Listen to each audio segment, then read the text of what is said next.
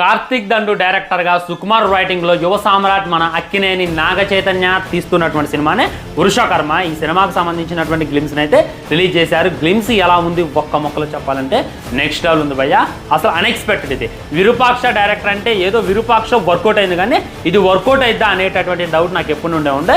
రీసెంట్గా నాగ చైతన్య ఒక poster release చేశారు. దాన్ని చూసి కూడా చాలా మంది ట్రోల్ చేశారనమాట.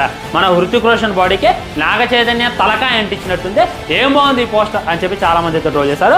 కానీ కట్ చేస్తే గ్లిమ్స్ అయితే నెక్స్ట్ లెవెల్ పడ్డది. విరూపాక్ష మీద చాలా అంటే చాలా బెటర్గా, చాలా అంటే చాలా బిగ్గర్గా, హర్రర్గా ఉండబోతుంది అనేటటువంటిది క్లారిటీగా క్లుప్తంగా అర్థమైపోతుంది అనమాట.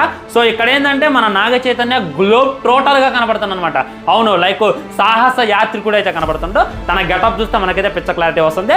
విరూపాక్షలో చూసుకున్నట్లయితే కాకుల్ని హైలైట్ చేసి ఒక సూపర్ సినిమాని అయితే మన ముందు పెట్టారు. కాకుల్ని చూపించి మనకైతే ఉచ్చబోయించారు, కానీ ఇందులో గబ్బిలాల్ని చూపించబోతున్నారు అనేటటువంటి క్లారిటీగా అర్థమవుతుంది. కాకులతోనే అంత భయపెడితే గబ్బిలాలతో ఇంకెంత భయపడతారు అనేటటువంటి ఊహించుకుంటుంటే నాకైతే నెక్స్ట్ లెవెల్ అనిపిస్తుంది ఫ్రెండ్స్. ఆల్రెడీ ఫుల్ వీడియో ఉంది, కింద క్లిక్ చేయండి, ఆ వీడియో చూడండి. దాంట్లో ఫుల్గా వివరించా, రియాక్షన్ రివ్యూ కూడా చెప్పా, బ్రేక్ డౌన్ కూడా చెప్పా దాంట్లో.